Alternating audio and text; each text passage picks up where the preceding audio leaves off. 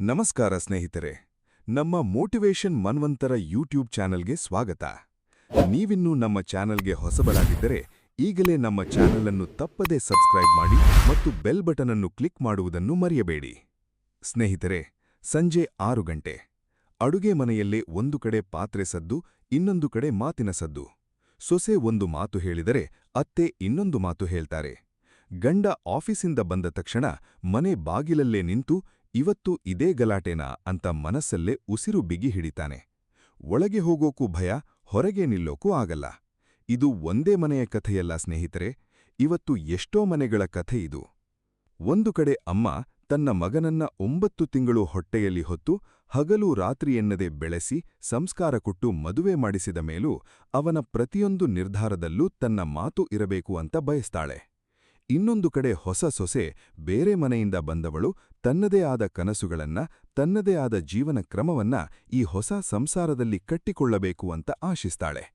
ಈ ಎರಡು ಪ್ರೀತಿಗಳ ಮಧ್ಯದಲ್ಲಿ ಸಿಲುಕಿ ಒದ್ದಾಡೋನು ಆ ಮನೆಯ ಗಂಡು ಮಗ. ಅವನ ಪಾಡು ಯಾರಿಗೂ ಅರ್ಥ ಆಗಲ್ಲ.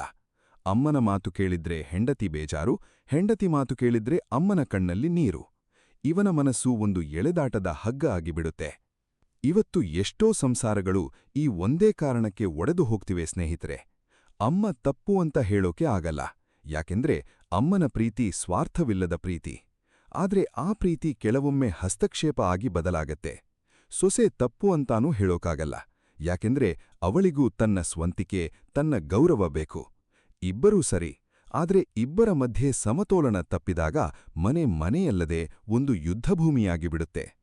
ಇಂಥ ಸಂದರ್ಭದಲ್ಲಿ ನಮಗೆ ಒಂದು ಮಾರ್ಗದರ್ಶನ ಬೇಕು ಅಲ್ವಾ? ಯಾರೋ ಒಬ್ಬರು ಬಂದು ಇಬ್ಬರೂ ತಪ್ಪಲ್ಲ, ಆದ್ರೆ ಸಮತೋಲನ ಹೇಗೆ ಕಂಡುಕೊಳ್ಳೋದು ಅಂತ ಹೇಳಬೇಕು ಅಲ್ವಾ? ಇಂಥ ಸಂದರ್ಭದಲ್ಲಿ ನಮಗೆ ನೆನಪಾಗೋದೇ ಶ್ರೀಕೃಷ್ಣ ಪರಮಾತ್ಮ. ದ್ವಾಪರ ಯುಗದಲ್ಲಿ ಸ್ವತಃ ಕೃಷ್ಣನ ಮನೆಯಲ್ಲೂ ಇಂಥದ್ದೇ ಸಂಘರ್ಷಗಳಿದ್ದವು. ಯಶೋದೆಯ ಮಮತೆ, ದೇವಕಿಯ ವಿರಹ, ರುಕ್ಮಿಣಿ ಸತ್ಯಭಾಮೆಯರ ನಡುವಿನ ಸೂಕ್ಷ್ಮ ಸಂಬಂಧಗಳು, ಇವೆಲ್ಲದರ ನಡುವೆ ಕೃಷ್ಣ ಹೇಗೆ ಸಮತೋಲನ ಕಾಪಾಡಿಕೊಂಡ ಅನ್ನೋದೇ ನಮಗೆ ಇವತ್ತಿನ ದೊಡ್ಡ ಪಾಠ.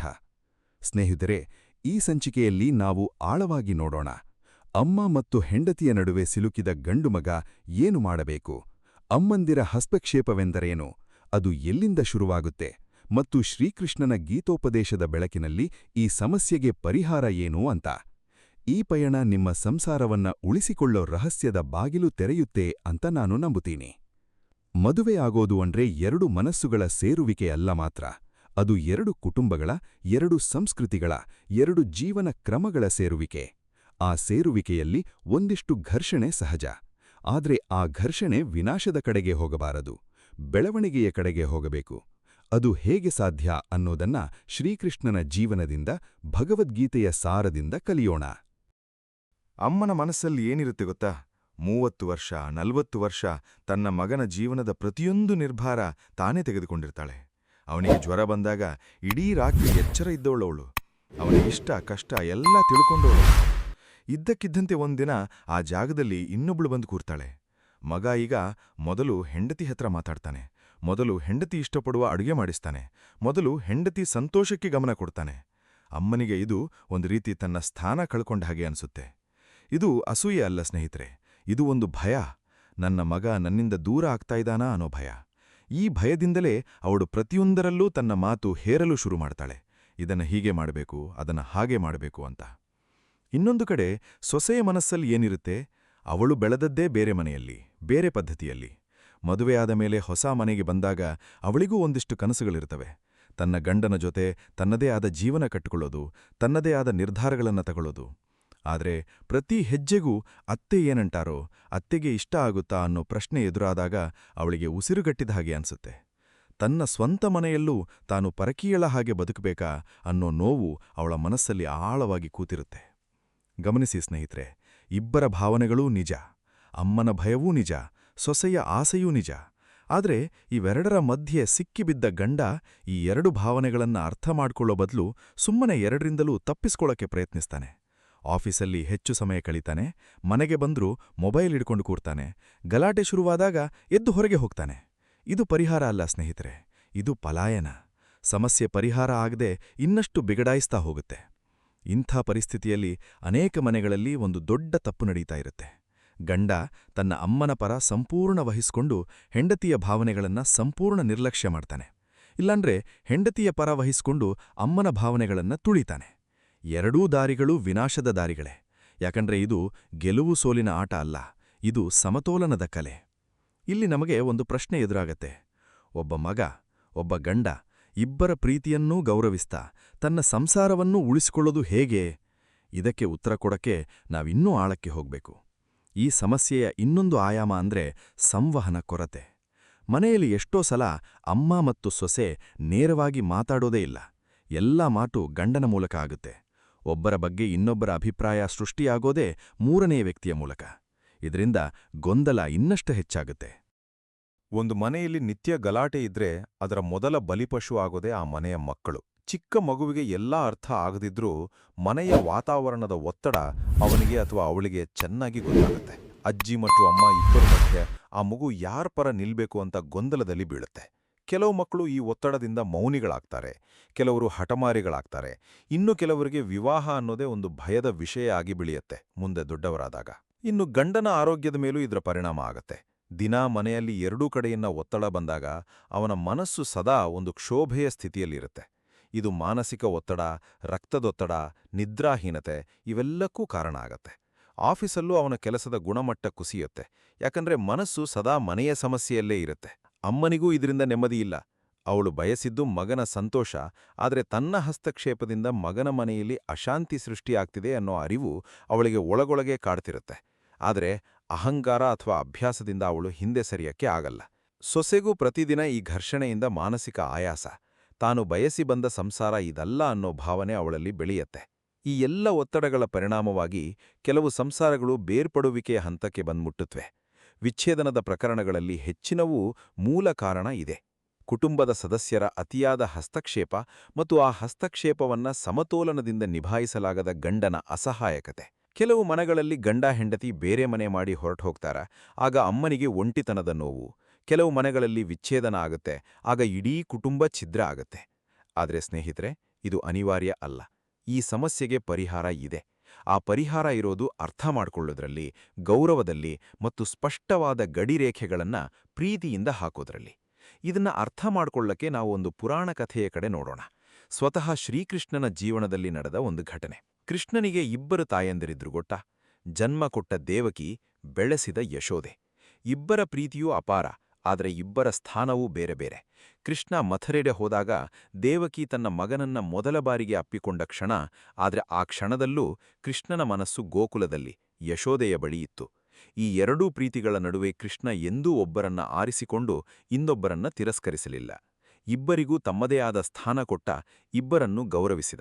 ಇದೇ ನಮಗೆ ಮೊದಲ ಪಾಠ. ಇಬ್ಬರು ಸ್ತ್ರೀಯರ ಪ್ರೀತಿಯನ್ನು ಸಮಾನವಾಗಿ ಗೌರವಿಸೋದು ಸಾಧ್ಯ. ಅದಕ್ಕೆ ಬೇಕಿರೋದು ಸ್ಪಷ್ಟತೆ ಮತ್ತು ಪ್ರಬುದ್ಧತೆ. ಸ್ನೇಹಿತರೆ, ಸಂಸಾರದ ನೊಗ ಎಳೆಯೋ ಜವಾಬ್ದಾರಿ ಒಬ್ಬ ಗಂಡಸಿನ ಮೇಲೆ ಬಿದ್ದಾಗ ಅವನು ಒಂದು ಮುಖ್ಯ ಸತ್ಯವನ್ನ ಅರ್ಥ ಮಾಡ್ಕೋಬೇಕು. ಅವನು ಈಗ ಒಂದೇ ಪಾತ್ರದಲ್ಲಿಲ್ಲ, ಅವನು ಎರಡು ಪಾತ್ರದಲ್ಲಿದ್ದಾನೆ. ಒಂದು ಮಗನಾಗಿ, ಇನ್ನೊಂದು ಗಂಡನಾಗಿ. ಈ ಎರಡೂ ಪಾತ್ರಗಳಿಗೆ ತನ್ನದೇ ಆದ ಜವಾಬ್ದಾರಿ ಇದೆ.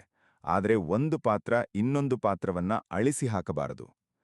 ಇಲ್ಲಿ ಆಗೋ ಒಂದು ದೊಡ್ಡ ತಪ್ಪು ಅಂದ್ರೆ, ಗಂಡಸು ತನ್ನ ಅಮ್ಮನ ಪ್ರತಿಯೊಂದು ಮಾತನ್ನು ಪ್ರಶ್ನಾತೀತವಾಗಿ ಪಾಲಿಸಬೇಕು ಅಂತ ಅಂದ್ಕೊಂಡು ಹೆಂಡತಿಯ ಭಾವನೆಗಳನ್ನ ಸಂಪೂರ್ಣ ಕಡೆಗಣಿಸೋದು. ನನ್ನಮ್ಮ ನನಗೆ ಜನ್ಮ ಕೊಟ್ಟವಳು, ಅವಳ ಮಾತೇ ಅಂತಿಮ ಅಂತ ಅಂದ್ಕೊಂಡ್ರೆ ಹೆಂಡತಿ ತನ್ನ ಸ್ವಂತ ಮನೆಯಲ್ಲೇ ಒಬ್ಬ ಎರಡನೇ ದರ್ಜೆಯ ವ್ಯಕ್ತಿ ಅನ್ನಿಸ್ಕೊಂಡ ಹಾಗೆ ಬದುಕಬೇಕಾಡುತ್ತೆ. ಇನ್ನೊಂದು ತಪ್ಪು ಅಂದ್ರೆ, ಮದುವೆ ಆದ ಮೇಲೆ ಹೆಂಡತಿ ಹೇಳಿದ್ದೇ ವೇದವಾಕ್ಯ ಅಂತ ಅಂದ್ಕೊಂಡು ಅಮ್ಮನ ಮಾತನ್ನ ಸಂಪೂರ್ಣ ತಿರಸ್ಕರಿಸೋದು. ಇದೂ ಅಷ್ಟೇ ಅಪಾಯಕಾರಿ. ಯಾಕಂದ್ರೆ ಇದು ಅಮ್ಮನ ಜೀವಮಾನದ ತ್ಯಾಗಕ್ಕೆ ಅವಮಾನ ಮಾಡಿದ ಹಾಗಾಡುತ್ತೆ. ನಿಜವಾದ ಪ್ರಬುದ್ಧ ಗಂಡಸು ಏನು ಮಾಡಬೇಕು? ಅವನು ಮೊದಲು ತನ್ನ ಸ್ವಂತ ಸಂಸಾರಕ್ಕೆ ಸ್ಪಷ್ಟವಾದ ಗಡಿರೇಖೆ ಹಾಕಬೇಕು. ಈ ಗಡಿರೇಖೆ ಅಂದ್ರೆ ಅಮ್ಮನನ್ನ ದೂರ ಮಾಡೋದಲ್ಲ, ಬದಲಿಗೆ ಇದು ನನ್ನ ಮತ್ತು ನನ್ನ ಹೆಂಡತಿಯ ನಿರ್ಧಾರ ಅಂತ ಪ್ರೀತಿಯಿಂದ ಆದ್ರೆ ದೃಢವಾಗಿ ಹೇಳೋ ಸಾಮರ್ಥ್ಯ. ಉದಾಹರಣೆಗೆ, ಮಗುವಿನ ಪಾಲನೆ ಹೇಗ್ ಮಾಡಬೇಕು, ಮನೆಯ ಖರ್ಚು ಹೇಗೆ ನಿರ್ವಹಿಸಬೇಕು, ಎಲ್ಲಿ ರಜೆ ಕಳಿಬೇಕು, ಇಂಥ ವಿಷಯಗಳಲ್ಲಿ ಅಂತಿಮ ನಿರ್ಧಾರ ಗಂಡ ಹೆಂಡತಿಯದ್ದೇ ಆಗಿರಬೇಕು. ಅಮ್ಮನ ಸಲಹೆ ಗೌರವದಿಂದ ಕೇಳಬಹುದು, ಆದರೆ ಒತ್ತಾಯದಿಂದ ಒಪ್ಪಿಕೊಳ್ಳಬೇಕಾಗಿಲ್ಲ. ಎಂಡನೇದಾಗಿ, ಗಂಡ ತನ್ನ ಅಮ್ಮನಿಗೆ ಸಮಯ ಕೊಡೋದನ್ನ ಎಂದೂ ನಿಲ್ಲಿಸಬಾರದು. ಅಮ್ಮನ ಒಂಟಿತನ, ಅವಳ ಭಯ ಅರ್ಥ ಮಾಡ್ಕೊಂಡು ಅವಳ ಜೊತೆ ಪ್ರತ್ಯೇಕವಾಗಿ ಮಾತಾಡೋ ಸಮಯ ಇಟ್ಕೋಬೇಕು. ಅವಳಿಗೆ ಗೌರವ ಕೊಡ್ಬೇಕು, ಅವಳ ಅನುಭವದ ಮಹತ್ವ ಒಪ್ಪಿಕೊಳ್ಬೇಕು. ಆದ್ರೆ ಅದೇ ಸಮಯದಲ್ಲಿ ಹೆಂಡತಿಗೂ ತನ್ನ ಸಂಪೂರ್ಣ ಬೆಂಬಲ ಕೊಡ್ಬೇಕು. ಅವಳ ಭಾವನೆಗಳನ್ನ ಗಂಭೀರವಾಗಿ ತಗೋಬೇಕು. ಅವಳಿಗೆ ನೀನು ಒಬ್ಬಂಟಿಯಲ್ಲ, ನಾನಿದ್ದೀನಿ ಅನ್ನೋ ಭರವಸೆ ಕೊಡ್ಬೇಕು. ಇದು ಸುಲಭ ಅಲ್ಲ ಸ್ನೇಹಿತರೆ. ಇದಕ್ಕೆ ಬೇಕಾಗಿರೋದು ಅಪಾರ ತಾಳ್ಮೆ, ಸ್ಪಷ್ಟತೆ ಮತ್ತು ಪ್ರೀತಿ. ಇಲ್ಲಿ ಒಂದು ಮುಖ್ಯ ಅಂಶ ಗಮನಿಸಿ. ಎಲ್ಲಾ ಮಾತುಗಳು ಮೂರನೆಯ ವ್ಯಕ್ತಿಯ ಮೂಲಕ ಹೋಗಬಾರದು. ಒಂದೊಂದು ಸಲ ಅಮ್ಮ ಮತ್ತು ಸೊಸೆ ನೇರವಾಗಿ ಕೂತು ಮಾತಾಡೋ ಅವಕಾಶ ಗಂಡ ಸೃಷ್ಟಿಸ್ಬೇಕು. ಗಂಡ ಎರಡೂ ಕಡೆ ಸಂದೇಶ ಸಾಗಿಸೋ ಮೆಸೆಂಜರ್ ಆಗಿ ಉಳಿಬಾರದು. ಯಾಕಂದ್ರೆ ಮೂರನೆಯ ವ್ಯಕ್ತಿಯ ಮೂಲಕ ಹೋಗೋ ಸಂದೇಶದ ಅರ್ಥವನ್ನ ಬದಲಾಯಿಸ್ಬಿಡುತ್ತೆ, ತಪ್ಪು ಗ್ರಹಿಕೆಗೆ ಕಾರಣ ಆಗುತ್ತೆ. ಇಲ್ಲಿ ಇನ್ನೊಂದು ಪುರಾಣ ಸಾಕ್ಷಿ ನೆನಪಾಗುತ್ತೆ. ಶ್ರೀಕೃಷ್ಣ ದ್ವಾರಕೆಯ ರಾಜ ಆದಮೇಲೆ ಅವನ 8 ಮಂದಿ ಪಟ್ಟಮಹಿಷಿಯರ ನಡುವೆ ಅಸೂಯೆ, ಸ್ಪರ್ಧೆ ಸಹಜವಾಗಿಯೇ ಇತ್ತು. ಆದರೆ ಕೃಷ್ಣ ಎಂದೂ ಒಬ್ಬರ ಬಗ್ಗೆ ಇನ್ನೊಬ್ಬರಿಗೆ ದೂರು ಸಾಗಿಸ್ಲಿಲ್ಲ. ಎಂದೂ ಒಬ್ಬರ ಪರ ಪಕ್ಷಪಾತ ತೋರಲಿಲ್ಲ. ಪ್ರತಿಯೊಬ್ಬರಿಗೂ ಸಮಾನ ಗೌರವ, ಸಮಾನ ಸಮಯ, ಸಮಾನ ಪ್ರೀತಿ ಕೊಟ್ಟ. ಇದೇ ಆ ಸಮತೋಲನದ ಕಲೆ. ಪ್ರತಿ ದಂಪತಿಗಳಿಗೂ ತಮ್ಮದೇ ಆದ ಖಾಸಗಿ ಸಮಯ ಬೇಕು. ಇಬ್ರು ಕುಳಿತು ಮಾತಾಡೋಕೆ, ತಮ್ಮ ಭಾವನೆಗಳನ್ನ ಹಂಚ್ಕೊಳ್ಳೋಕೆ ಒಂದು ಶಾಂತ ಸಮಯ ಅಗತ್ಯ. ಈ ಸಮಯದಲ್ಲಿ ಇಬ್ಬರೂ ಮುಕ್ತವಾಗಿ ತಮ್ಮ ಮನಸ್ಸಲ್ಲಿರೋದನ್ನ ಹೇಳ್ಕೋಬೇಕು. ಗಂಡ ತನ್ನ ಅಮ್ಮನ ಬಗ್ಗೆ ಇರೋ ಭಾವನೆ ಹೇಳಬೇಕು, ಹೆಂಡತಿ ತನ್ನ ಅನುಭವಿಸೋ ಒತ್ತಡ ಹೇಳಬೇಕು. ಇದನ್ನ ಒಂದು ಸಲ ಮಾಡಿ ಬಿಡೋದಲ್ಲ, ಇದು ನಿರಂತರ ಪ್ರಕ್ರಿಯೆ ಆಗಿರಬೇಕು. ಎರಡನೇದಾಗಿ, ಟೀಕೆ ಮಾಡೋ ಬದಲು ಪರಿಹಾರ ಹುಡುಕೋ ಮನೋಭಾವ ಬೆಳೆಸ್ಕೋಬೇಕು. ನಿನ್ನ ಅಮ್ಮ ಯಾವಾಗ್ಲೂ ಹೀಗೆ ಅಥವಾ ನಿನ್ನ ಹೆಂಡತಿಗೆ ಗೌರವ ಇಲ್ಲ ಅಂತ ಅಮ್ಮ ಹೇಳಿದ್ರೆ ಈ ಮಾತುಗಳು ಸಮಸ್ಯೆ ಪರಿಹರಿಸಲ್ಲ, ಇನ್ನಷ್ಟು ಗೋಡೆ ಎಬ್ಬಿಸ್ತವೆ. ಬದಲಿಗೆ ಈ ಪರಿಸ್ಥಿತಿಯಲ್ಲಿ ನಾವೇನ್ ಮಾಡಬಹುದು ಅನ್ನೋ ಪ್ರಶ್ನೆ ಕೇಳ್ಕೋಬೇಕು. ಮೂರನೇದಾಗಿ, ಸೊಸೆ ಕೂಡ ಅಮ್ಮನ ಜೀವಮಾನದ ತ್ಯಾಗವನ್ನ ಅರ್ಥ ಮಾಡ್ಕೋಬೇಕು. ಅವಳ ಅನುಭವವನ್ನ ಗೌರವಿಸಬೇಕು. ಎಲ್ಲದಕ್ಕೂ ಪ್ರತಿರೋಧ ತೋರಿಸೋ ಬದಲು ಕೆಲವು ವಿಷಯಗಳಲ್ಲಿ ಸ್ವಲ್ಪ ಹೊಂದಾಣಿಕೆ ಮಾಡ್ಕೊಳ್ಳೋದ್ರಲ್ಲಿ ತಪ್ಪಿಲ್ಲ. ಅದೇ ರೀತಿ ಅಮ್ಮ ಕೂಡ ಸೊಸೆಗೆ ಸ್ವಂತಿಕೆ, ಸ್ವಾತಂತ್ರ್ಯ ಕೊಡೋಕೆ ಕಲಿಬೇಕು. ಪ್ರತಿಯೊಂದು ಸಣ್ಣ ವಿಷಯದಲ್ಲೂ ಮೂಗು ತೂರ್ಸೋ ಬದಲು ಸೊಸೆಗೆ ಅವಳದೇ ಆದ ಜಾಗ ಕೊಡೋದು ಎಷ್ಟು ಮುಖ್ಯ ಅಂತ ಅರ್ಥ ಮಾಡ್ಕೋಬೇಕು. ನಾಲ್ಕನೇದಾಗಿ, ಗೌರವ ಅನ್ನೋದು ಎರಡೂ ಕಡೆಯಿಂದ ಬರಬೇಕು. ಸೊಸೆ ಅತ್ತೆಗೆ ಗೌರವ ಕೊಡಬೇಕು ಅಂದ್ರೆ ಅದು ಒಂದೇ ಕಡೆಯ ಜವಾಬ್ದಾರಿಯಲ್ಲ. ಅತ್ತೆಯರೂ ಸೊಸೆಯ ವ್ಯಕ್ತಿತ್ವ, ಅವಳ ವಿದ್ಯಾಭ್ಯಾಸ, ಅವಳ ಆಯ್ಕೆಗಳಿಗೆ ಗೌರವ ಕೊಡಬೇಕು. ಒಬ್ಬ ಸ್ತ್ರೀ ಇನ್ನೊಬ್ಬ ಸ್ತ್ರೀಯ ಅತಿದೊಡ್ಡ ಶತ್ರು ಆಗ್ಬಾರ್ದು ಅನ್ನೋ ಅರಿವು ಇಬ್ಬರಿಗೂ ಬರಬೇಕು. ಇಲ್ಲಿ ಒಂದು ಸುಂದರ ಘಟನೆ ನೆನಪಾಗುತ್ತೆ. ಗೋಕುಲದಲ್ಲಿ ಒಮ್ಮೆ ಕೃಷ್ಣ ಬೆಣ್ಣೆ ಕದ್ದಿದ್ದಕ್ಕೆ ಯಶೋದೆ ಅವನನ್ನ ಗದರಿಸಿದ ಸಂದರ್ಭ ಬಂತು. ಆ ಸಮಯದಲ್ಲಿ ಅಕ್ಕಪಕ್ಕದ ಗೋಪಿಯರು ಬಂದು ಅಯ್ಯೋ ಇವನದ್ದೇನೂ ತಪ್ಪಿಲ್ಲ ಅಂತ ಸಮರ್ಥಿಸಿದಾಗ ಯಶೋದೆ ಸಿಟ್ಟಾಗ್ಲಿಲ್ಲ. ಬದಲಿಗೆ ಅವರೊಂದಿಗೆ ನಗ್ತಾ ಸರಿ ನಿಮ್ಮ ಮಾತು ಇರ್ಲಿ ಅಂತ ಒಪ್ಕೊಂಡ್ಲು. ಇಲ್ಲಿ ಒಂದು ಸಂದೇಶ ಇದೆ. ಕುಟುಂಬದ ಸಂಬಂಧಗಳಲ್ಲಿ ಪಟ್ಟು ಬಿಡದ ಹಠ ಇರಬಾರ್ದು. ನಗುನಗುತ್ತಾ ಪರಸ್ಪರ ಒಪ್ಕೊಳ್ಳೋ ಗುಣ ಇರಬೇಕು. ಇಷ್ಟೆಲ್ಲ ಪ್ರಾಯೋಗಿಕ ಅಂಶಗಳ ಜೊತೆಗೆ ನಮಗೆ ಆಳವಾದ ಆಧ್ಯಾತ್ಮಿಕ ದೃಷ್ಟಿಕೋನ ಬೇಕು. ಯಾಕಂದ್ರೆ ಈ ಸಮಸ್ಯೆ ಬರೀ ಮನೆಯ ಸಮಸ್ಯೆ ಅಲ್ಲ, ಇದು ಅಹಂಕಾರ, ಭಯ ಮತ್ತು ಅಸುರಕ್ಷಿತೆಯ ಸಮಸ್ಯೆ. ಈ ಆಳವಾದ ಸಮಸ್ಯೆಗೆ ಪರಿಹಾರ ಬರೀ ಪ್ರಾಯೋಗಿಕ ಸಲಹೆಗಳಿಂದ ಮಾತ್ರ ಸಾಧ್ಯ ಇಲ್ಲ. ಅದಕ್ಕೆ ಆಧ್ಯಾತ್ಮಿಕ ಬುದ್ಧಿವಂತಿಕೆ ಬೇಕು. ಭಗವದ್ಗೀತೆಯಲ್ಲಿ ಶ್ರೀಕೃಷ್ಣ ಅರ್ಜುನನಿಗೆ ಒಂದು ಮುಖ್ಯ ಮಾತು ಹೇಳ್ತಾನೆ, ಅಹಂಕಾರ ಬಿಡು. ಸಂಸಾರದಲ್ಲಾಗೋ ಎಲ್ಲಾ ಗಲಾಟೆಗಳ ಮೂಲ ಬೇರು ಇದೆ, ಅಹಂಕಾರ. ಅಮ್ಮನ ಅಹಂಕಾರ ನಾನೇ ಈ ಮನೆಯ ಯಜಮಾನಿ, ನನ್ನ ಮಾತು ನಡಿಬೇಕು ಅನ್ನೋ ರೂಪದಲ್ಲಿ ಬರುತ್ತೆ. ಸೊಸೆಯ ಅಹಂಕಾರ ಇದು ನನ್ನ ಮನೆ, ನಾನೇ ಇಲ್ಲಿ ನಿರ್ಧಾರ ತಗೋಬೇಕು ಅನ್ನೋ ರೂಪದಲ್ಲಿ ಬರುತ್ತೆ. ಗಂಡನ ಅಹಂಕಾರ ನಾನೇ ಎಲ್ಲಾ ಸರಿಪಡಿಸಬೇಕು, ನಾನೇ ಪರಿಹಾರ ಆಗ್ಬೇಕು ಅನ್ನೋ ರೂಪದಲ್ಲಿ ಬರುತ್ತೆ. ಈ ಮೂರು ಅಹಂಕಾರಗಳು ಡಿಕ್ಕಿ ಒಡೆದಾಗ ಮನೆ ಒಂದು ಯುದ್ಧಭೂಮಿ ಆಡುತ್ತೆ. ಇಲ್ಲಿ ಒಂದು ಪುರಾಣ ಸಾಕ್ಷಿ ನೋಡೋಣ ಸ್ನೇಹಿತರೆ. ಮಹಾಭಾರತದಲ್ಲಿ ಒಂದು ಸಂದರ್ಭ ಬರುತ್ತೆ.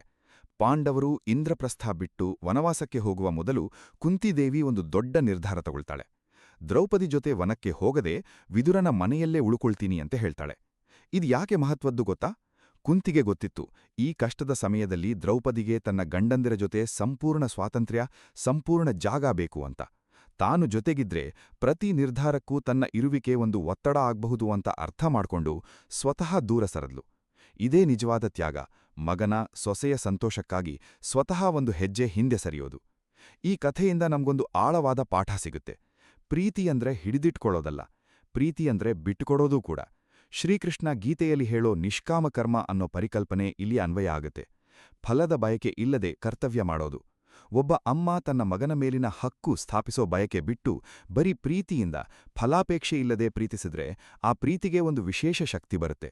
ಆ ಪ್ರೀತಿ ಮಗನನ್ನ ದೂರ ತಳ್ಳೋ ಬದಲು ಇನ್ನಷ್ಟು ಹತ್ತಿರ ಸೆಳೀತದೆ. ಶ್ರೀಕೃಷ್ಣ ಇನ್ನೊಂದು ಮುಖ್ಯ ಮಾತು ಹೇಳ್ತಾನೆ, ಸ್ಥಿತಪ್ರಜ್ಞ ಆಗಿರಬೇಕು ಅಂತ. ಅಂದ್ರೆ ಸುಖ ದುಃಖ ಮಾನ ಅಪಮಾನದಲ್ಲಿ ಸಮಚಿತ್ತ ಇಟ್ಕೋಬೇಕು. ಇದನ್ನ ಸಂಸಾರದ ಸಂದರ್ಭಕ್ಕೆ ಅನ್ವಯಿಸಿದ್ರೆ ಒಂದು ಗಂಡ ತನ್ನ ಅಮ್ಮ ಏನೇ ಹೇಳಿದ್ರೂ, ಹೆಂಡತಿ ಏನೇ ಆರೋಪಿಸಿದ್ರೂ ಮನಸ್ಸನ್ನ ಸಮಚಿತ್ತವಾಗಿ ಇಟ್ಕೊಂಡು ಪ್ರತಿಕ್ರಿಯಿಸೋ ಬದಲು ಪ್ರತಿಸ್ಪಂದಿಸಬೇಕು. Respond, not react. ಸಿಟ್ಟಿನಿಂದ, ಭಾವೋದ್ವೇಗದಿಂದ ತಗೊಂಡ ನಿರ್ಧಾರಗಳು ಯಾವಾಗ್ಲೂ ಸಂಬಂಧಗಳನ್ನ ಇನ್ನಷ್ಟು ಹಾಳು ಮಾಡ್ತವೆ. ಶಾಂತ ಮನಸ್ಸಿಂದ, ಸ್ಪಷ್ಟ ಆಲೋಚನೆಯಿಂದ ತಗೊಂಡ ನಿರ್ಧಾರಗಳೇ ಸಂಬಂಧಗಳನ್ನ ಉಳಿಸ್ತವೆ. ಈ ಸಮಚಿತ್ತತೆ ಬೆಳೆಸ್ಕೊಳ್ಳೋಕೆ ಏನ್ಮಾಡ್ಬೇಕು? ಪ್ರತಿದಿನ ಸ್ವಲ್ಪ ಸಮಯ ಧ್ಯಾನ, ಪ್ರಾರ್ಥನೆಗೆ ಮೀಸಲಿಡಬೇಕು. ಮನಸ್ಸನ್ನ ಶಾಂತಗೊಳಿಸೋ ಈ ಅಭ್ಯಾಸ ಮನೆಯ ಗಲಾಟೆಯ ಸಮಯದಲ್ಲಿ ನಮಗೆ ಸ್ಥಿರತೆ ಕೊಡುತ್ತೆ. ಗೀತೆಯಲ್ಲಿ ಕೃಷ್ಣ ಹೇಳ್ತಾನೆ, ಮನಸ್ಸನ್ನ ಗೆಲ್ಲೋದೇ ನಿಜವಾದ ವಿಜಯ. ಬೇರೆಯವರನ್ನ ಬದಲಾಯಿಸೋಕೆ ಪ್ರಯತ್ನಿಸೋ ಬದಲು ಮೊದಲು ನಾವು ನಮ್ಮನ್ನ ಗೆಲ್ಬೇಕು. ನಮ್ಮ ಪ್ರತಿಕ್ರಿಯೆ, ನಮ್ಮ ಸಿಟ್ಟು, ನಮ್ಮ ಭಯ ಇವನ್ನ ನಿಯಂತ್ರಿಸೋಕೆ ಕಲ್ತ್ರೆ ಬೇರೆಯವರ ವರ್ತನೆ ಎಷ್ಟೇ ಇದ್ರೂ ನಾವು ಶಾಂತವಾಗಿರಬಹುದು. ಸಂಸಾರದಲ್ಲಿ ಆಗೋ ಗಲಾಟೆಗಳಲ್ಲಿ ಹೆಚ್ಚಿನವು ಬೆಳೆಯೋದೇ ಹಳೆಯ ಗಾಯಗಳಿಂದ. ಒಂದು ಸಣ್ಣ ಮಾತು, ಒಂದು ಸಣ್ಣ ಘಟನೆ, ಅದನ್ನ ವರ್ಷಗಟ್ಲೆ ಮನಸ್ಸಲ್ಲಿಟ್ಟುಕೊಂಡು ಪ್ರತಿ ಗಲಾಟೆಯಲ್ಲೂ ಅದನ್ನ ಮತ್ತೆ ಮತ್ತೆ ನೆನಪಿಸಿಕೊಂಡು ಜಗಳ ಮಾಡ್ತೀವಿ. ನೀನಾವತ್ತು ಹೀಗೆ ಮಾಡಿದ್ದೆ ಅನ್ನೋ ಮಾತು ಪ್ರತಿ ಜಗಳದಲ್ಲೂ ಮತ್ತೆ ಮತ್ತೆ ಬರುತ್ತೆ. ಇದು ಸಂಬಂಧವನ್ನ ಒಂದು ಹೊರೆಯ ಚೀಲದ ಹಾಗೆ ಮಾಡಿಬಿಡುತ್ತೆ. ಪ್ರತಿದಿನ ಆ ಚೀಲಕ್ಕೆ ಇನ್ನೊಂದು ಕಲ್ಲು ಸೇರಿಸ್ತಾ ಹೋಗ್ತೀವಿ. ಶ್ರೀಕೃಷ್ಣ ಗೀತೆಯಲ್ಲಿ ಹೇಳ್ತಾನೆ, ಭೂತಕಾಲದ ಬಗ್ಗೆ ಚಿಂತೆ ಮಾಡಬೇಡ, ಭವಿಷ್ಯದ ಬಗ್ಗೆ ಭಯಪಡಬೇಡ, ವರ್ತಮಾನದಲ್ಲಿ ಬದುಕು. ಇದನ್ನ ಸಂಸಾರಕ್ಕೆ ಅನ್ವಯಿಸಿದ್ರೆ ಪ್ರತಿದಿನ ಒಂದು ಹೊಸ ದಿನ ಅಂತ ಪರಿಗಣಿಸಿ ಹಳೆಯ ಗಾಯಗಳನ್ನ ಮತ್ತೆ ಮತ್ತೆ ಕೆದಕದೆ ಕ್ಷಮಿಸಿ ಮುಂದೆ ಹೋಗೋ ಗುಣ ಬೆಳೆಸ್ಕೋಬೇಕು. ಇದು ದುರ್ಬಲತೆಯಲ್ಲ, ಇದು ದೊಡ್ಡ ಶಕ್ತಿ. ಇಲ್ಲಿ ಒಂದು ಸುಂದರ ಪುರಾಣ ಸಾಕ್ಷಿ ನೆನಪಾಗುತ್ತೆ. ಶ್ರೀಕೃಷ್ಣನ ಜೀವನದಲ್ಲಿ ಶಿಶುಪಾಲನ ಕಥೆ ಗೊತ್ತಲ್ಲ ಸ್ನೇಹಿತರೆ? ಶಿಶುಪಾಲ ಶ್ರೀಕೃಷ್ಣನಿಗೆ 100 ಬಾರಿ ಅವಮಾನ ಮಾಡಿದ್ರೂ ಕೃಷ್ಣ ಪ್ರತಿ ಬಾರಿಯೂ ಕ್ಷಮಿಸಿದ. ಯಾಕಂದ್ರೆ ಕೃಷ್ಣನಿಗೆ ಗೊತ್ತಿತ್ತು, ತನ್ನ ಅತ್ತೆ ಶ್ರುತಕೀರ್ತಿಗೆ ಕೊಟ್ಟ ಮಾತು, ಮಗನ 100 ತಪ್ಪುಗಳನ್ನ ಕ್ಷಮಿಸ್ತೀನಿ ಅಂತ. ಈ ಕ್ಷಮೆಯ ಹಿಂದೆ ದೊಡ್ಡ ತಾಳ್ಮೆ, ದೊಡ್ಡ ಪ್ರೀತಿ ಇತ್ತು. ಆದ್ರೆ 101ನೇ ಬಾರಿ ಮಿತಿ ಮೀರಿದಾಗ ಕೃಷ್ಣ ಸುದರ್ಶನ ಚಕ್ರ ಎತ್ಕೊಂಡ. ಇಲ್ಲಿ ಒಂದು ಆಳವಾದ ಪಾಠ ಇದೆ. ಕ್ಷಮೆ ಅಂದ್ರೆ ಎಲ್ಲೇ ಇಲ್ಲದ ಸಹನೆ ಅಲ್ಲ, ಕ್ಷಮೆಗೂ ಒಂದು ಗೌರವಯುತ ಮಿತಿ ಇರಬೇಕು. ಸಂಸಾರದ ಸಂದರ್ಭಕ್ಕೆ ಇದನ್ನ ಅನ್ವಯಿಸಿದ್ರೆ ಸಣ್ಣ ಪುಟ್ಟ ವಿಷಯಗಳಲ್ಲಿ, ಸಣ್ಣ ಮಾತಿನ ವ್ಯತ್ಯಾಸಗಳಲ್ಲಿ ದೊಡ್ಡ ಮನಸ್ಸು ಮಾಡಿ ಕ್ಷಮಿಸಬೇಕು, ಮನಸ್ಸಲ್ಲಿಟ್ಕೊಳ್ಬಾರ್ದು. ಆದ್ರೆ ಯಾವಾಗ ಗೌರವಕ್ಕೆ, ಸ್ವಾಭಿಮಾನಕ್ಕೆ ಪದೇ ಪದೇ ಪೆಟ್ಟು ಬೀಳ್ತಾ ಇರುತ್ತೋ ಆವಾಗ ಸ್ಪಷ್ಟವಾಗಿ, ಆದ್ರೆ ಗೌರವದಿಂದ ಮಾತಾಡಿ ಆ ಗಡಿರೇಖೆ ಹಾಕೋದು ಅಷ್ಟೇ ಮುಖ್ಯ. ಕ್ಷಮೆ ಮತ್ತು ಸ್ವಾಭಿಮಾನ ಇವೆರಡರ ನಡುವಿನ ಸಮತೋಲನ ಕಾಪಾಡಿಕೊಳ್ಳುವುದೇ ನಿಜವಾದ ಬುದ್ಧಿವಂತಿಕೆ. ಇನ್ನೊಂದು ಮುಖ್ಯ ವಿಷಯ ಅಂದ್ರೆ ಸಂವಹನ. ಶ್ರೀಕೃಷ್ಣ ಯಾವಾಗಲೂ ಸತ್ಯವನ್ನ ಪ್ರಿಯವಾದ ರೀತಿಯಲ್ಲಿ ಹೇಳ್ತಿದ್ದ. ಗೀತೆಯಲ್ಲಿ ಕೃಷ್ಣ ಅರ್ಜುನನಿಗೆ ಕಠಿಣ ಸತ್ಯಗಳನ್ನ ಹೇಳ್ತಾನೆ, ಆದರೆ ಎಂದೂ ಕಠೋರವಾಗಿ ಅಲ್ಲ, ಪ್ರೀತಿಯಿಂದ, ಮಿತ್ರತ್ವದಿಂದ ಹೇಳ್ತಾನೆ. ಇದೇ ರೀತಿ ಮನೆಯಲ್ಲೂ ಗಂಡ ತನ್ನ ಅಮ್ಮನಿಗೆ ಸತ್ಯವನ್ನ ಹೇಳಬೇಕು. ಅಮ್ಮ, ನಿನ್ನ ಪ್ರೀತಿ ನನಗೆ ಬಹಳ ಮುಖ್ಯ, ಆದ್ರೆ ಈ ವಿಷಯದಲ್ಲಿ ನಾನು ಮತ್ತು ನನ್ನ ಹೆಂಡತಿ ನಿರ್ಧಾರ ತಗೋಬೇಕು ಅಂತ. ಆದ್ರೆ ಈ ಮಾತನ್ನ ಪ್ರೀತಿಯಿಂದ, ಗೌರವದಿಂದ ಹೇಳಬೇಕು, ಸಿಟ್ಟಿನಿಂದ ಅಲ್ಲ. ಅದೇ ರೀತಿ ಹೆಂಡತಿಗೂ ಹೇಳಬೇಕು, ನನ್ನಮ್ಮ ವಯಸ್ಸಾದವಳು, ಅವಳ ಮಾತಲ್ಲಿ ಒಂದಿಷ್ಟು ಭಯ ಅಡಗಿದೆ, ಅದನ್ನ ಅರ್ಥ ಮಾಡ್ಕೋ ಅಂತ. ಸತ್ಯವನ್ನ ಪ್ರೀತಿಯ ಭಾಷೆಯಲ್ಲಿ ಹೇಳೋದೇ ಶ್ರೀಕೃಷ್ಣನ ಸಂವಹನ ಕಲೆ. ಇದನ್ನ ಕಲಿತ ಗಂಡ ಮನೆಯ ಎಲ್ಲಾ ಸದಸ್ಯರ ಮಧ್ಯೆ ಸೇತುವೆ ಕಟ್ಟೋಕೆ ಸಾಧ್ಯ ಆಗುತ್ತೆ. ಟೀಕೆಯಿಲ್ಲದ, ಆರೋಪ ಇಲ್ಲದ, ಪ್ರೀತಿಯಿಂದ ತುಂಬಿದ ಮಾತು ಯಾವಾಗಲೂ ಹೃದಯವನ್ನ ತಲುಪುತ್ತೆ. ನಾವು ಮರಿಬಾರ್ದ ಒಂದು ಅಂಶ ಅಂದ್ರೆ, ಒಬ್ಬ ಸೊಸೆ ತನ್ನ ಸ್ವಂತ ಮನೆಯಲ್ಲಿ ತನ್ನದೇ ಆದ ಗೌರವ, ತನ್ನದೇ ಆದ ಸ್ಥಾನ ಪಡೆಯೋ ಹಕ್ಕು ಇದೆ. ಪ್ರತಿ ವಿಷಯದಲ್ಲೂ ಸುಮ್ಮನೆ ಸಹಿಸಿಕೊಳ್ಳದೆ ಪರಿಹಾರ ಅಲ್ಲ. ಶ್ರೀಕೃಷ್ಣ ಎಂದೂ ಮಹಿಳೆಯರ ಸ್ವಾಭಿಮಾನವನ್ನ ಕಡೆಗಣಿಸಲಿಲ್ಲ, ಬದಲಿಗೆ ಯಾವಾಗ ಬೇಕೋ ಆಗ ಬಲವಾಗಿ ಬೆಂಬಲಿಸಿದ. ದ್ರೌಪದಿಯ ವಸ್ತ್ರಾಪಹರಣದ ಸಂದರ್ಭ ನೆನಪಿಸ್ಕೊಳ್ಳಿ. ಇಡೀ ಸಭೆಯಲ್ಲಿ ಎಲ್ಲರೂ ಮೌನವಾಗಿದ್ದಾಗ, ಸ್ವತಃ ಗಂಡಂದಿರು ಅಸಹಾಯಕರಾಗಿದ್ದಾಗ ಶ್ರೀಕೃಷ್ಣ ಅಕ್ಷಯ ವಸ್ತ್ರವಾಗಿ ಬಂದು ಅವಳ ಗೌರವ ಕಾಪಾಡಿದ. ಇದು ಕೇವಲ ಒಂದು ಪವಾಡದ ಕಥೆಯಲ್ಲ ಸ್ನೇಹಿತರೆ, ಇದು ಒಂದು ಸಂದೇಶ. ಒಬ್ಬ ಸ್ತ್ರೀಯ ಗೌರವ, ಸ್ವಾಭಿಮಾನ ಎಷ್ಟು ಪವಿತ್ರ ಮತ್ತು ಅದನ್ನ ಕಾಪಾಡೋದು ಎಷ್ಟು ಮುಖ್ಯ ಅಂಟ. ಇವತ್ತಿನ ಸಂದರ್ಭಕ್ಕೆ ತಂದ್ರೆ, ಗಂಡ ತನ್ನ ಹೆಂಡತಿಯ ಗೌರವ ಯಾವಾಗ್ಲೂ ಕಾಪಾಡಬೇಕು. ಅವಳ ಮೇಲೆ ಅನ್ಯಾಯ ಆಗ್ತಿದ್ರೆ ಮೌನವಾಗಿರಬಾರ್ದು. ಆದರೆ ಇದೇ ಸಮಯದಲ್ಲಿ ಸೊಸೆಯೂ ಒಂದು ವಿಷಯ ಅರ್ಥ ಮಾಡ್ಕೋಬೇಕು. ಪ್ರತಿ ಸಣ್ಣ ವಿಷಯದಲ್ಲೂ ಗಂಡನ ಮೇಲೆ ಅಮ್ಮನ ಪರ ಇದ್ದೀಯಾ, ನನ್ನ ಪರ ಇದ್ದೀಯಾ ಅಂತ ಒತ್ತಡ ಹಾಕೋದು ಸರಿಯಲ್ಲ. ಗಂಡ ಇಬ್ಬರನ್ನೂ ಪ್ರೀತಿಸಬಹುದು, ಇಬ್ಬರಿಗೂ ಗೌರವ ಕೊಡಬಹುದು ಅನ್ನೋದನ್ನ ಒಪ್ಕೋಬೇಕು. ಪ್ರೀತಿ ಅನ್ನೋದು ಒಂದೇ ಪಾತ್ರೆಯಲ್ಲಿರೋ ನೀರಿನ ಹಾಗಲ್ಲ, ಒಬ್ಬರಿಗೆ ಹೆಚ್ಚು ಕೊಟ್ರೆ ಇನ್ನೊಬ್ಬರಿಗೆ ಕಡಿಮೆಯಾಗೋ ಹಾಗೆ.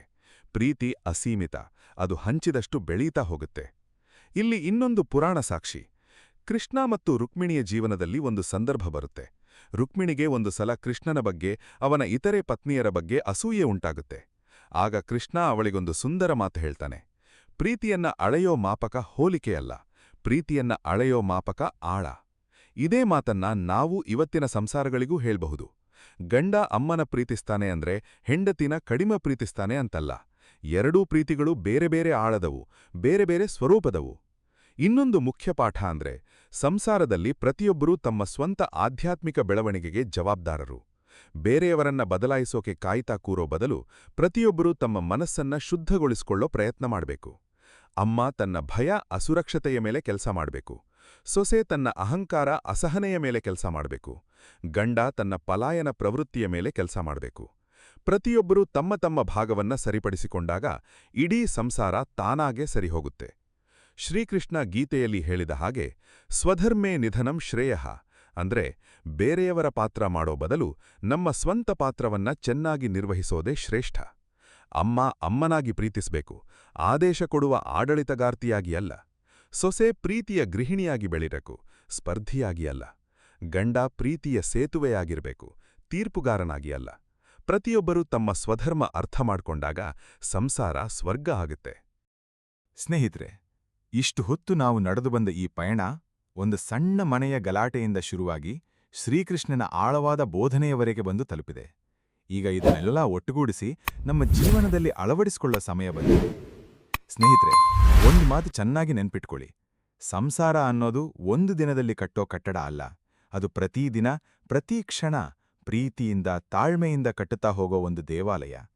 ಈ ದೇವಾಲಯದ ಪ್ರತಿ ಇಟ್ಟಿಗೆಯೂ ಅರ್ಥ ಮಾಡ್ಕೊಳ್ಳೋದ್ರಿಂದ, ಗೌರವದಿಂದ, ಕ್ಷಮೆಯಿಂದ ಕಟ್ಟಿದ್ದಾಗಿರ್ಬೇಕು. ಒಂದೇ ಒಂದು ಬಿರುಕು ಬಿಟ್ರೂ ಆ ಬಿರುಕನ್ನ ಸರಿಪಡಿಸೋಕೆ ಎಲ್ರೂ ಒಟ್ಟಾಡಿ ಪ್ರಯತ್ನ ಪಡಬೇಕು. ಒಬ್ರ ಮೇಲೆ ಇನ್ನೊಬ್ರು ಗೂಬೆ ಕೂರಿಸೋದ್ರಿಂದ ಆ ಬಿರುಕು ಮುಚ್ಚೋಲ್ಲ. ಅಮ್ಮಂದಿರೇ, ನಿಮ್ಮ ಪ್ರೀತಿ ಅಮೂಲ್ಯ. ಆದ್ರೆ ಆ ಪ್ರೀತಿಯನ್ನ ಬಿಗಿಮುಷ್ಟಿಯಲ್ಲಿ ಹಿಡಿದಿಟ್ಕೊಳ್ಳೋ ಬದಲು ತೆರೆದ ಅಂಗೈಯಲ್ಲಿ ಕೊಡಿ. ನಿಮ್ಮ ಮಗ ಇನ್ನೊಬ್ಬಳನ್ನ ಪ್ರೀತಿಸ್ತಾನೆ ಅಂದ್ರೆ ಅದು ನಿಮ್ಮೇಲಿನ ಪ್ರೀತಿ ಕಡಿಮೆ ಆಯಿತು ಅಂತ ಅರ್ಥ ಅಲ್ಲ, ಅವನ ಹೃದಯ ದೊಡ್ಡದಾಗ್ತಿದೆ ಅಂತ ಅರ್ಥ. ನೀವು ಕೊಟ್ಟ ಸಂಸ್ಕಾರವೇ ಅವನಿಗೆ ಪ್ರೀತಿಸೋಕೆ ಕಲಿಸಿದ್ದು ಅಂತ ಹೆಮ್ಮೆ ಪಡಿ. ಸೊಸೆಯನ್ನ ಶತ್ರುವಾಗಲ್ಲ, ನಿಮ್ಮ ಮನೆಗೆ ಬಂದ ಇನ್ನೊಬ್ಬ ಮಗಳಾಗಿ ನೋಡಿ. ಅವಳ ಕೈ ಹಿಡಿದು ನಡೆಸಿ, ಅವಳ ಕನಸುಗಳಿಗೆ ಜಾಗ ಕೊಡಿ. ಸೊಸೆಯಂದಿರೇ, ನೀವು ಬಂದ ಈ ಮನೆಯಲ್ಲಿ ಅತ್ತೆ ಒಬ್ಬ ಶತ್ರು ಅಲ್ಲ, ಅವಳು ಒಬ್ಬ ತಾಯಿ. 9 ತಿಂಗಳು ಹೊತ್ತು ವರ್ಷಗಟ್ಟಲೆ ಬೆಳೆಸಿ ಈಗ ನಿಮ್ಮ ಕೈಗೆ ಕೊಟ್ಟ ಆ ಒಡಲು ಕುಡಿಯ ತಾಯಿ. ಅವಳ ಭಯ, ಅವಳ ಅಸುರಕ್ಷಿತತೆ ಅರ್ಥ ಮಾಡಿಕೊಂಡು ಅವಳ ಕೈ ಹಿಡಿಯೋಕೆ ಒಂದು ಹೆಜ್ಜೆ ಮುಂದೆ ಬನ್ನಿ. ನಿಮ್ಮ ಗೌರವ, ಸ್ವಾಭಿಮಾನ ಎಂದೂ ಬಿಟ್ಕೊಡ್ಬೇಡಿ. ಆದ್ರೆ ಆ ಸ್ವಾಭಿಮಾನದ ಜೊತೆಗೆ ಸ್ವಲ್ಪ ಅರ್ಥ ಮಾಡ್ಕೊಳ್ಳೋ ಮನಸ್ಸು, ಸ್ವಲ್ಪ ಕರುಣೆ ಸೇರಿಸಿ. ಗಂಡಸರೇ, ನೀವು ಈ ಸಂಸಾರದ ಸೇತುವೆ. ನಿಮ್ಮ ಒಂದು ಮಾತು, ಒಂದು ನಿರ್ಧಾರ ಇಡೀ ಮನೆಯ ಶಾಂತಿಯನ್ನ ಕಟ್ಟಬಹುದು ಅಥವಾ ಒಡೆಯಬಹುದು. ಅಮ್ಮನ ಪ್ರೀತಿಗೂ ಹೆಂಡತಿಯ ಪ್ರೀತಿಗೂ ಸಮಾನ ಗೌರವ ಕೊಡಿ. ಪಲಾಯನ ಮಾಡಬೇಡಿ, ಎದೆಗುಂದದೆ ಎದುರಿಸಿ. ಶ್ರೀಕೃಷ್ಣ ಹೇಳಿದ ಹಾಗೆ, ಕರ್ತವ್ಯದಿಂದ ಓಡಿ ಹೋಗೋದು ಎಂದೂ ಪರಿಹಾರ ಅಲ್ಲ, ಎದುರಿಸೋದೇ ನಿಜವಾದ ಧೈರ್ಯ. ಸ್ನೇಹಿತರೆ, ಈ ಜಗತ್ತಿನಲ್ಲಿ ಪರಿಪೂರ್ಣ ಸಂಸಾರ ಅನ್ನೋದಿಲ್ಲ. ಪ್ರತಿ ಸಂಸಾರದಲ್ಲೂ ಸಣ್ಣಪುಟ್ಟ ಘರ್ಷಣೆ, ಭಿನ್ನಾಭಿಪ್ರಾಯ ಇರುತ್ತೆ. ಆದ್ರೆ ಆ ಘರ್ಷಣೆಯನ್ನ ವಿನಾಶದ ಕಡೆ ತಗೊಂಡ್ಹೋಗ್ತೀವಾ, ಬೆಳವಣಿಗೆಯ ಕಡೆ ತಗೊಂಡ್ಹೋಗ್ತೀವಾ ಅನ್ನೋದೇ ನಮ್ಮ ಆಯ್ಕೆ. ಶ್ರೀಕೃಷ್ಣ ನಮಳೆ ಕಲಿಸಿದ್ದೇನೆಂದ್ರೆ, ಪ್ರೀತಿ, ತಾಳ್ಮೆ, ಕ್ಷಮೆ, ಸಮಚಿತ್ತತೆ ಮತ್ತು ಗೌರವ ಈ 5 ಸ್ತಂಭಗಳ ಮೇಲೆ ನಿಂತ ಸಂಸಾರ ಎಂಥ ಬಿರುಗಾಳಿಯನ್ನೂ ಎದುರಿಸಿ ನಿಲ್ಲುತ್ತೆ. ಈ ಕ್ಷಣದಿಂದಲೇ ಒಂದು ಸಂಕಲ್ಪ ಮಾಡಿ. ಇವತ್ತಿನಿಂದ ನನ್ನ ಮನೆಯಲ್ಲಿ ನಾನು ಪ್ರೀತಿಯ ಸೇತುವೆ ಆಗ್ತೀನಿ, ಗೋಡೆ ಆಗಲ್ಲ. ನಾನು ಅರ್ಥ ಮಾಡ್ಕೊಳ್ಳೋ ಪ್ರಯತ್ನ ಮಾಡ್ತೀನಿ, ತೀರ್ಪು ಕೊಡೋ ಪ್ರಯತ್ನ ಮಾಡಲ್ಲ. ನಾನು ಕ್ಷಮಿಸೋ ಶಕ್ತಿ ಬೆಳೆಸ್ಕೊಳ್ತೀನಿ, ಆದ್ರೆ ನನ್ನ ಸ್ವಾಭಿಮಾನವನ್ನೂ ಕಾಪಾಡ್ಕೊಳ್ತೀನಿ. ಸ್ನೇಹಿತರೆ, ನಾವು ಈ ಪಯಣದ ಕೊನೆ ಹಂತಕ್ಕೆ ಬಂದು ತಲುಪಿದ್ದೀವಿ.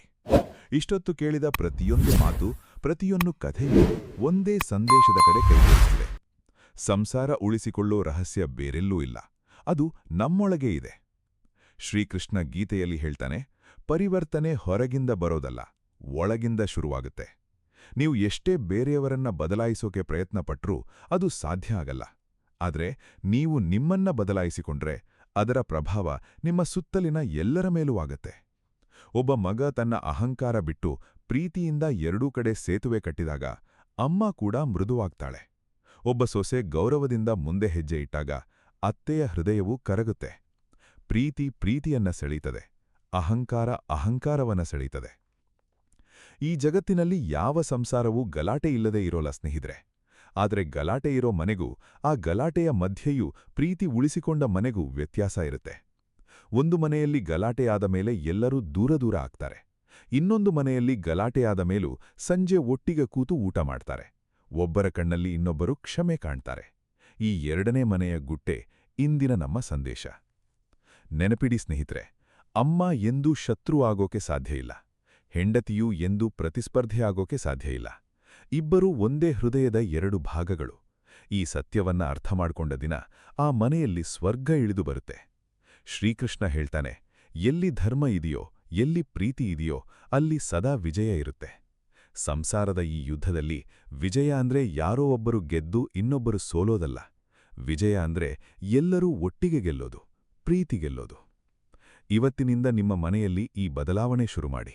ಅಮ್ಮನ ಕೈ ಹಿಡಿದು ಒಂದು ಮಾತು ಹೇಳಿ, ಅಮ್ಮ, ನಿನ್ನ ಪ್ರೀತಿ ನನಗೆ ಅಮೂಲ್ಯ.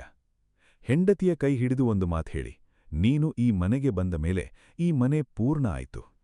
ಈ ಸಣ್ಣ ಮಾತುಗಳು, ಈ ಸಣ್ಣ ಗೆಸ್ಚರ್ಗಳು ದೊಡ್ಡ ಪವಾಡಗಳನ್ನು ಸೃಷ್ಟಿಸ್ತವೆ. ಒಂದು ಮನೆ ಸ್ವರ್ಗ ಆಗೋಕೆ ದೊಡ್ಡ ಸಂಪತ್ತು ಬೇಕಿಲ್ಲ, ಬೇಕಿರೋದು ಬರೀ ಪ್ರೀತಿ, ಅರ್ಥ ಮಾಡ್ಕೊಳ್ಳುವಿಕೆ ಮತ್ತು ಗೌರವ. ಶ್ರೀಕೃಷ್ಣ ಪರಮಾತ್ಮ ನಮಗೆ ಕಲಿಸಿನ ಈ ಪಾಠಗಳನ್ನ ನಮ್ಮ ಜೀವನದಲ್ಲಿ ಅಳವಡಿಸಿಕೊಂಡಾಗ ನಮ್ಮ ಸಂಸಾರ ಬರೀ ಒಂದು ಮನೆಯಾಗಿ ಉಳಿಯೋಲ್ಲ, ಅದೊಂದು ಪವಿತ್ರ ಆಶ್ರಯ ಆಗತ್ತೆ, ಒಂದು ಪ್ರೀತಿಯ ದೇಗುಲ ಆಗತ್ತೆ. ಅಲ್ಲಿ ಅಮ್ಮನ ಆಶೀರ್ವಾದ ಇರುತ್ತೆ, ಹೆಂಡತಿಯ ಪ್ರೀತಿ ಇರುತ್ತೆ, ಮಕ್ಕಳ ನಗು ಇರುತ್ತೆ. ಅಲ್ಲಿ ಶ್ರೀಕೃಷ್ಣನ ಆಶೀರ್ವಾದ ಸದಾ ಇರುತ್ತೆ. ಸ್ನೇಹಿತರೆ, ಈ ಸಂದೇಶವನ್ನ ನಿಮ್ಮ ಹೃದಯದಲ್ಲಿಟ್ಕೊಂಡು ಇವತ್ತಿನಿಂದಲೇ ನಿಮ್ಮ ಸಂಸಾರವನ್ನ ಇನ್ನಷ್ಟು ಬಲಪಡಿಸೋ ಪ್ರಯತ್ನ ಮಾಡಿ. ಪ್ರೀತಿಯೇ ಕೊನೆಯ ಉತ್ತರ, ಅರ್ಥ ಮಾಡ್ಕೊಳ್ಳುವಿಕೆಯೇ ಕೊನೆಯ ಪರಿಹಾರ. ಶ್ರೀಕೃಷ್ಣ ಪರಮಾತ್ಮನ ಆಶೀರ್ವಾದ ನಿಮ್ಮ ಮತ್ತು ನಿಮ್ಮ ಇಡೀ ಕುಟುಂಬದ ಮೇಲೆ ಸದಾ ಇರಲಿ. ಇದಿಷ್ಟು ಈ ಸಂಚಿಕೆಯ ವಿಷಯವಾಗಿದೆ.